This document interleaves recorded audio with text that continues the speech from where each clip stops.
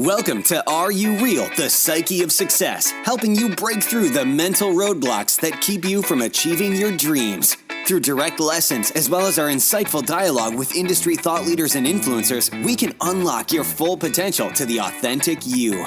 Now please welcome your host, Jody Holland. I am with Jacob Breeden, Process Art House, one of the greatest artists and most innovative and creative guys I've ever met in my entire life. So, we're going to jump straight in. I know you and I are both on a tight schedule today, so you and I have had the conversation about what success means and the fact that so many people obsess about just the money side of it. So I wanted to get your definition of success. Right, and that, the place that I usually fall is one that we've had conversations about. The definition of success in our current culture has always been affluence. He with the most toys wins, things like that. Now, you can't not think about the money. Obviously, It takes money to run a business. It takes money to maintain a lifestyle. And especially if you have, like me, 3 daughters and a wife who expects me to actually pull my own weight. And so the way I've always tried to define my success has been more as a personal challenge as opposed to a financial gain. Right. Because when I do that right, then the money will actually tend to follow. And it doesn't always happen. Some projects are very much just based on the fact that I wanted to see if I could do it. Yeah. So my success pattern usually follows around, I have something I want to present. I have to find a route to present it. And then I have to get people to understand it. So at each phase of that project, I have an opportunity to succeed or fail. And if I say fail quickly and I move on, I also consider that success because I realize the idea was poor. Ideally, I get everything completely right. The project does what I want it to do, and people feel what I want them to feel. And that, to me, is a firm definition of success. So you've really got 3 components there, then. One is you get to do the thing that you're passionate about, what you love. 2 is you're always learning and growing. Really, you have 4 components, I guess, not 3. The third is you evoke an emotional response from people through the art that you put out there. Art or design, the point of art and design is to evoke emotion. A chair is just a chair, and you can leave it at that. As long as it's got a couple of legs and you don't fall down, that chair is quote-unquote successful. But to create a chair that evokes an emotional response, or a piece of art, a painting, a sign, lighting systems, anything like that, if you're not considering that evoked response at the end as your primary target for success, then you're going to fall short when it comes to creating something new in particular. And then that 4th piece would be you make enough money, you get to keep doing what you love to do. And support your family. In-house mantra is as long as this job funds the next job, we consider ourselves successful. I totally agree with that. Hard to think that much further ahead. And we're not trying to build an empire. No. The idea is to continue to have the freedom to create and to design this life as we see fit. So you have that lifestyle business that is self-perpetuating. Ideally. That is also the difficulty. It doesn't fit most modern business models. It doesn't really fit into what is considered the modern mantras of entrepreneurship, that, the idea is to build a business that runs itself so that you can move on and do something else. And but you and I have had that conversation that I think that's the mistake so many entrepreneurs make is they find something that they love and then they work to not work in it. Right. And like, I want to be a practitioner. I love what I do. For all intents and purposes, I'm retired at this point because I'd be in my studio working on design, working on projects. If I had all the time in the world, I would still spend some time on the beach with a nice cocktail in my hand. But I would, for the most part, be in my studio designing, building. It's what I do. It's doing what you do. So why would I want to leave this particular space? I'd go insane if I didn't have the opportunity to create something every single day. Yeah, and I don't know if you guys can see in the background, but the word divide is crossed out and it's unite and conquer. Yeah, that's a left behind piece from an artist that I did a collaboration with. Her name's Angelina Medina. She's a brilliant photographer, and when I let artists use my studio, I always ask for a little something to be left behind.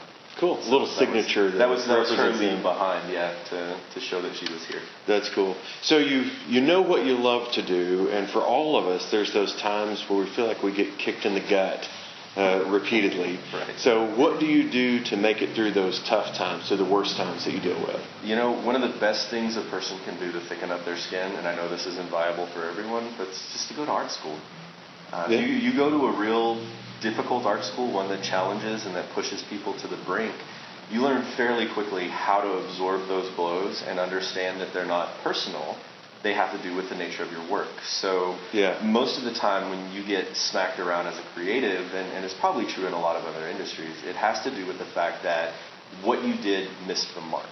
Yeah. Now, that can be really easily taken as a personal criticism, but when you're working to try to innovate and create something new, you have to understand that it's not always going to be accepted. And that doesn't have anything to do with you personally.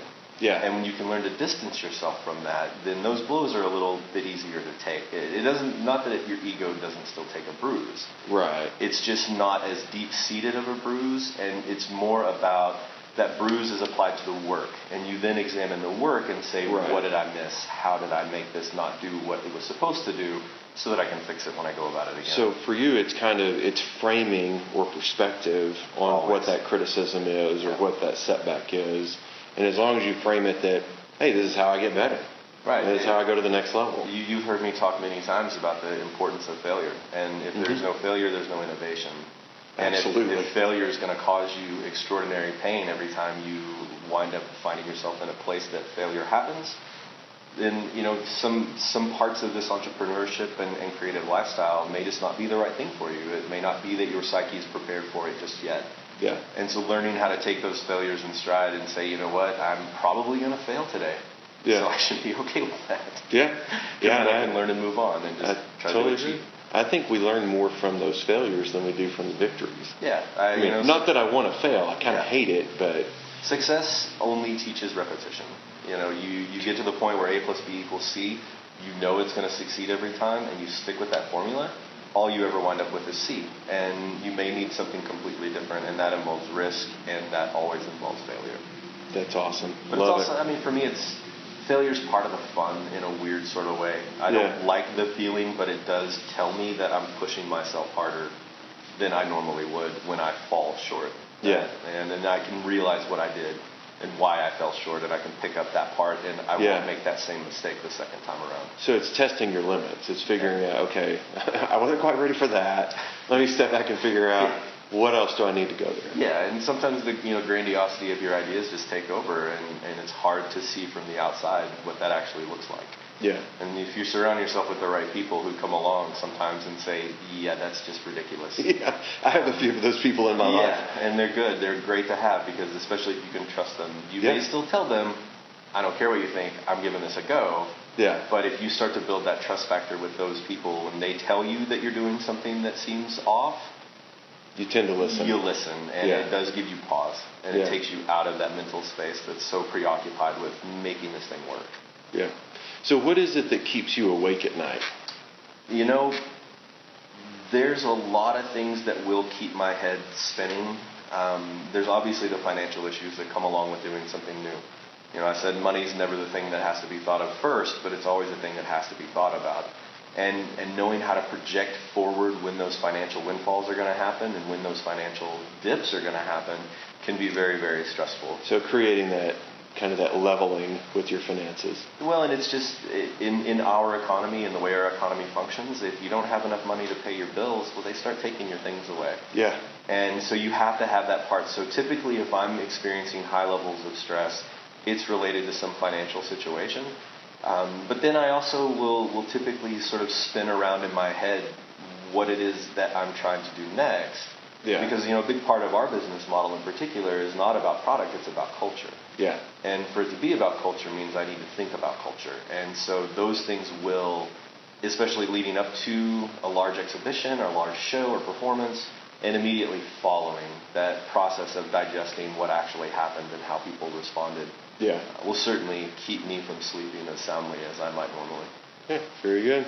So when you think about how you have done what you've done, what are some of the habits of success that you have?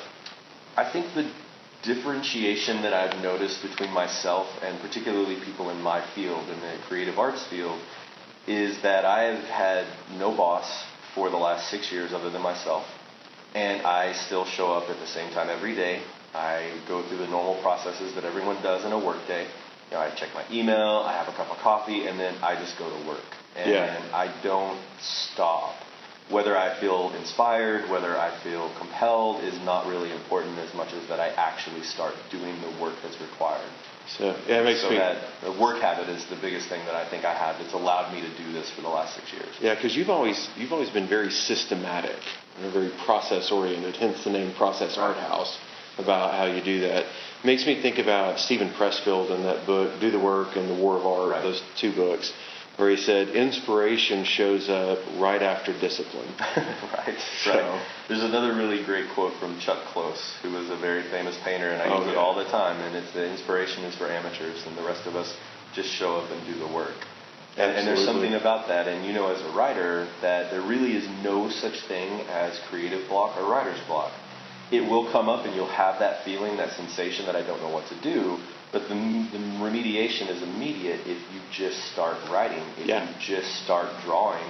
Long as you start making some sort of a forward motion, you'll respond to that, and eventually your right brain will kick in as it needs to, and those ideas will flow. Yeah, and I do a kickstart writing. So if I'm sitting down, I'm working on a chapter of a book, I'll typically write a blog first, because I can just grab a quote, write about the quote, whatever's in my head, and I have to not think. Right. Which sounds kind of weird as a writer to not think, but as soon as I can get out of my head, like you say, get into the creative side of the brain, that's when it's like, okay, now I got this. It's actually working the way that it's supposed to. Right. And then I can go to the book.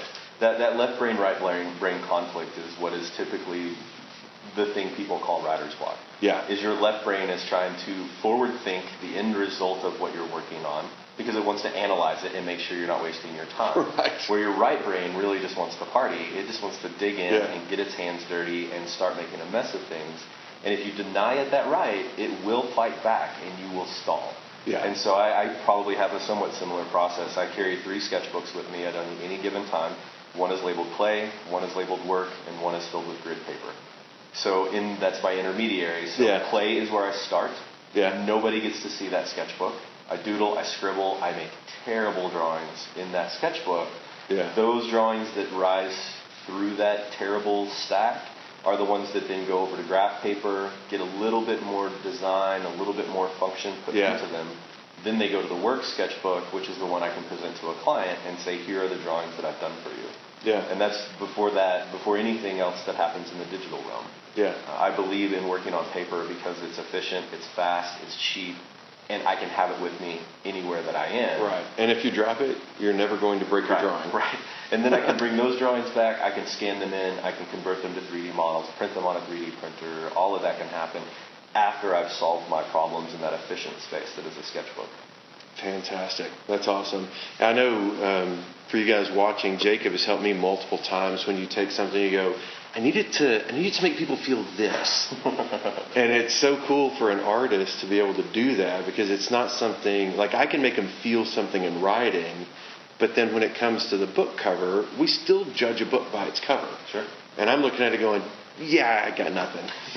So it's really cool to have that true artist who can take a look at it and just kind of go, wow, it's amazing. My 2 favorite book covers are still really the 2 that you designed, the 6 Demons of Fear and Breakthrough Leadership. Right. Because you can feel the book on the outside of the book, whereas most of them are like, here's the title, good luck. Yeah, I hope you feel something by the end. But well, it's like we talked about earlier.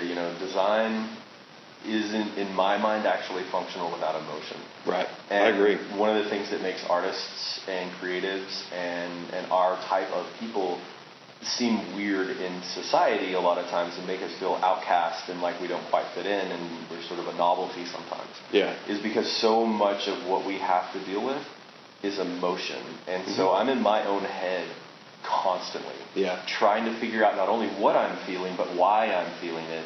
And then further down that line, how can I impart that feeling on someone else? Yeah. Like we've talked about before, it's art making and design for me is the same difficulty most people have in describing their dreams to someone else. Yeah. You can only give it so many words, and then they fall short every time. Yeah, because it's not here, it's here. And you can't explain it. You're like, well, it was this thing, but it wasn't the thing. And I was in this place, but it wasn't the place. And the colors were weird, but you have no real way to describe what that dream felt like to you. Right. And that's what I'm always trying to accomplish, whether I'm creating space for a party, whether I'm creating an object for space, whether I'm designing a book cover or an album cover or anything like that. Yeah. I'm trying to dig in, find the emotion that it needs to impart, and then figure out a way to like scream that emotion at everybody so that they feel it. Yeah. They have no choice but to feel it. You need a megaphone inside of a megaphone these days to get people's attention. Yeah. And so you have to learn to sort of shout above the fray and give them something that they're looking for, whether they realize they're looking for it or not. Yeah, that's awesome. All right, last question I've got for you is, what is the best lesson that you have learned related to success that you could share with the viewers? So I think I'm still learning. I do believe that's a valid lesson, is that, the moment you stop learning and the moment you feel like you've achieved your goal, the myth of the masterpiece, that at some point you are going to create this thing that is so perfect and so beautiful that you have achieved all of your goals, I think is a very dangerous myth. And I think as an artist, who would want to actually create that masterpiece? Once you've reached the top of your game and you're at that pinnacle, where else do you go? Yeah. So having that realization that your work is not singular in nature, that it's overarching over what you accomplish over your career. Yeah. So looking at your work and what you're trying to accomplish in terms of the long game allows you then to focus more clearly on the small little details that get you there. And those benchmarks are sort of a safety net. I'm not looking to start today and end today as the most famous artist on the planet. Right. I'm looking to create a body of work that I hope someday will be seen as having merit, which means today what I need to do is take another step forward.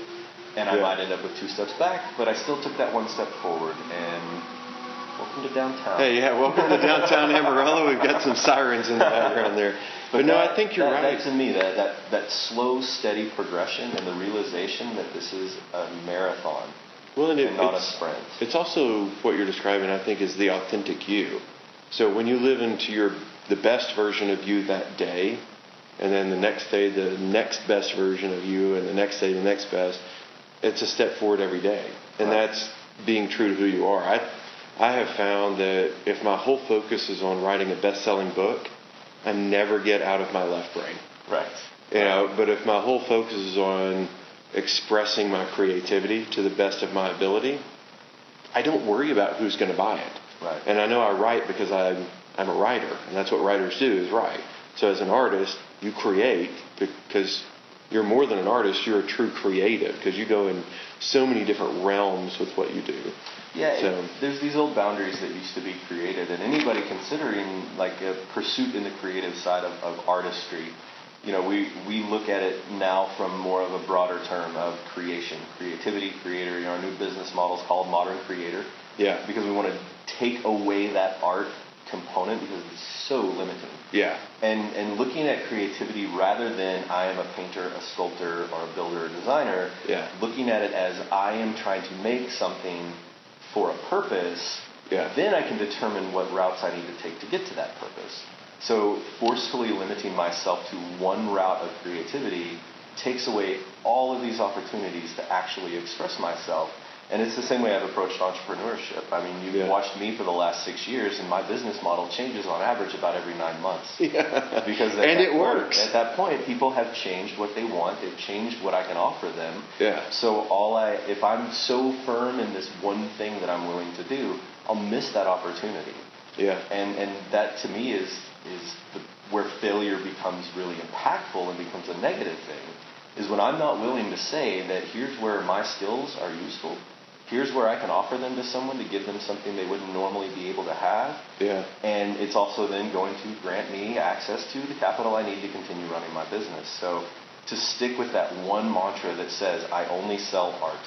Yeah. Would be a box. This business, 10 or 12 months ago. Yeah. Or 10 or 12 months in all likelihood, this business would have been dead. Yeah. If I would not have had a willingness to say, success is not defined by this one thing I set out to do. It's defined by continuing this path, and I have to have a willingness to follow that path.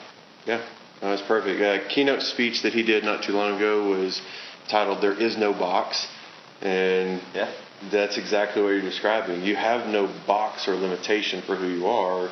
You create, because that's what creators do. Right. And the limitations that you put on yourself are generally the only limitations you're going to face. Mm-hmm. I can't go out and build something that's $1 million because I don't have $1 million to sink into it. That doesn't mean I can't actively pursue projects to the point in which someone who does have that $1 million won't be willing to impart that upon me to do this on their behalf. Yeah. So, and by the way, if you're watching, that would be the best decision you ever made, is to use him for spatial design. And it's way less than $1 million. or it could be more. I mean, if you've got more, we're good with that as well. Absolutely. But, yeah. Well, Jacob, I appreciate you being with us on the show. Make sure you guys check out the notes in the description. We'll have some links to Jacob's websites, a couple of them. If you want to get a hold of him, if you need his help with spatial design, with art, with creation, that kind of stuff, he is always there to help. Just like me, he does do this for a living, so expect to pay for it. And expect a fair and transparent price. It's a very fair price. I've never felt like you were overcharging on anything I've had you do. So no, I think like a contractor more than I think like an artist. Yeah. I bill for my time as I feel like is a fair create number the value. for my time. Yeah. And I can teach this stuff to people. I can teach basic drawing skills. I can teach painting, things like that. But I can also help people break through these self-imposed barriers of creativity. Yeah. And none of that is something that I think is fair to charge a whole ton of money for. Just a fair exchange of money and time is how our economy functions. That's right. You create value in exchange for money. Right. And the myth of exposure is the most dangerous myth any artist will ever run into. So, well, you guys check him out. I look forward to seeing you guys on the next show. If you have not subscribed yet, make sure that you click the subscribe button. Share this with your friends, with your family, with the people you don't like, so that they get better as well. And I look forward to seeing you guys on the next show. I'm Jody Holland with the Psyche of Success. You've been listening to Are You Real? The Psyche of Success, and we know you found value in the show, so it's time to find even more value on our website. Be sure to visit areyoureal.org and click on Podcast for insights, free training videos, show notes, and more. Again, that's areyoureal.org and click on Podcast.